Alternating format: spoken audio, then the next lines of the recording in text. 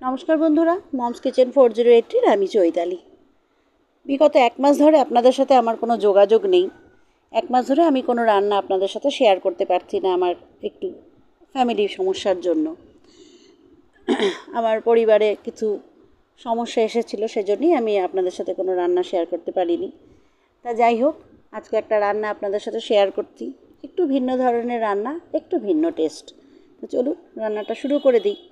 আর এই রেসিপিটা যদি গরম ভাতের সাথে থাকে তাহলে তার অন্য কিছুর দিকে আপনাকে তাকাতে হবে না, এতই টেস্টি এবং খুব ভালো একটা রেসিপি এবং খুব কম সময়ে রান্নাটা হয়ে যায়।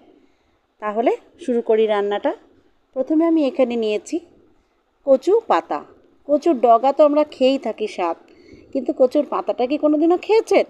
তাহলে চলুন ঠিক এইভাবে রান্না করে দেখবেন এবং খেয়ে দেখবেন কতটা টেস্টি লাগে। এখানে আমি নিয়েছি কচু পাতা, চিংড়ি মাছ আর সামান্য পেঁয়াজ ও রসুন। প্রথমে আমি চিংড়ি মাছটাকে ভালো করে ভেজে নিচ্ছি। চিংড়ি মাছটা খুব ছোট সাইজের, খুব বেশি বড় না। ভালো করে লাল করে ভেজে নিয়ে মাছটাকে আমি তুলে নেব।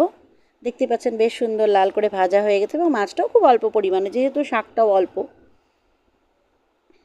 এবারে আমি কড়াতে ফোড়ন হিসাবে দিয়ে দিচ্ছি কালো জিরে ও শুকনো লঙ্কা। তারপরে দিয়ে দিলাম কুচনো পেঁয়াজ ও কয়েকটা রসুন কুচি। এগুলো বেশ ভালো করে ভেজে নিয়ে দেখতে পাচ্ছেন বেশ সুন্দর লালচে করে ভাজা হয়ে গেছে। এবার স্বাদ অনুযায়ী নুন ও হলুদ দিয়ে দিচ্ছি। বেশ ভালো করে ভেজে নিয়ে এবার আমি কচু পাতাটাকে যে কুচিয়ে রেখেছিলাম সেটাকে দিয়ে দেব। কচু পাতাটাকে আমি ভালো করে কুচিয়ে সামান্য উষ্ণ গরম জলে তার মধ্যে নুন দিয়ে ভিজিয়ে রেখেছিলাম। তাতে কচু পাতার যে নোংরা ধুলোবালি ময়লা থাকে সেটা বেশ সুন্দর গরম জল দিয়ে উঠে যায়। সেজন্যই আমি উষ্ণ গরম জলে ভিজিয়ে রেখেছিলাম কিছুক্ষণ। এবারে শাকটাও আমি দিয়ে দিলাম কড়াতে। এবার বেশ ভালো করে নাড়াচাড়া করে কিছুক্ষণ ঢেকে রাখবো। দেখতেই পাচ্ছেন ঢাকাটা তুলে নিলাম, অনেকটাই নরম হয়ে এসছে। এইভাবে নাড়াচাড়া করে বারবার ঢাকা দিয়ে দিয়েই রান্নাটা করব আমি। এইভাবে কচু পাতার শাক যদি চিংড়ি মাছ দিয়ে করেন খুব ভালো লাগে খেতে এবং রেসিপিটাও বেশ অন্য ধরনের। আমরা তো কচুর ডগা বা কচুর গোড়া কচু খেয়েই থাকি, কিন্তু কচু পাতা কি কোনোদিনও আমরা খেয়েছি? এইভাবে করে দেখবেন, খেতে খুব ভালো লাগে। দেখতেই পাচ্ছেন বেশ সুন্দর নরম হয়ে এসছে।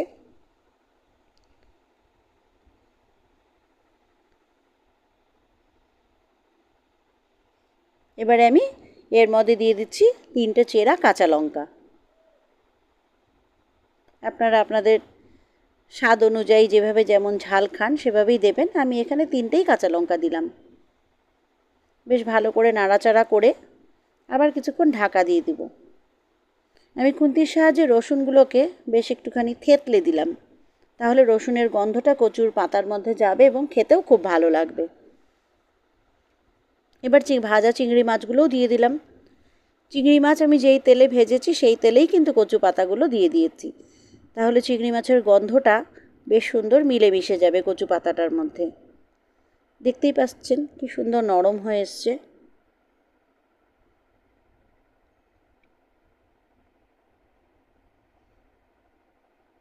প্রায় হয়েই এসছে। এইভাবে কচু পাতা দিয়ে চিংড়ি মাছ দিয়ে করে দেখবেন, গরম ভাতে খেতে যা ভালো লাগে, দারুণ লাগে খেতে। এবার দিয়ে দিচ্ছি সামান্য স্বাদ অনুযায়ী মিষ্টি।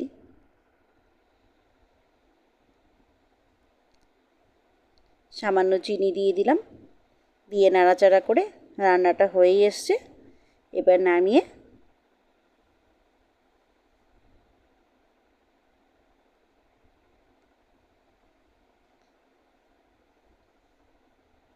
ব্যাস, রান্নাটা হয়ে গেছে, নামিয়ে নিলাম।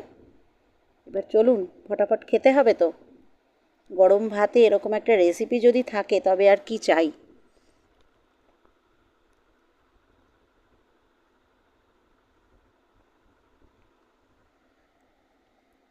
ব্যাস হয়ে গেল আমার কচু পাতা দিয়ে চিংড়ি মাছ। এবারে আমার ভাতও রেডি। চলুন খাওয়াটা শুরু করি। কি বন্ধুরা, লোভ লাগছে দেখে? ঠিক এইভাবেও আপনারা করবেন এবং আমাকে কমেন্টে জানাবেন যে কেমন লাগলো খেতে। এবং আমার চ্যানেলটিকে অবশ্যই সাবস্ক্রাইব করবেন। রান্নাগুলো ভালো লাগলে শেয়ার করবেন এবং কমেন্টে জানাবেন।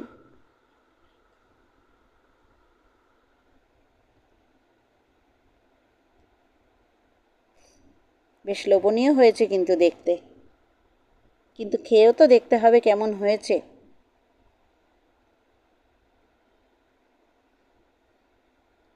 চলুন খাওয়া শুরু করে দিই।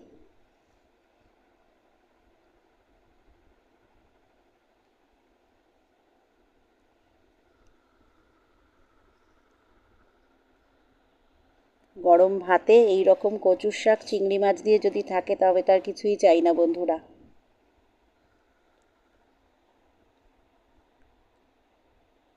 এবার খাওয়া শুরু করে দিই। দেখতেই পাচ্ছেন। চলুন টাটা। এরপরের রান্নার ভিডিওতে আপনাদের সাথে আবার আমার দেখা হবে।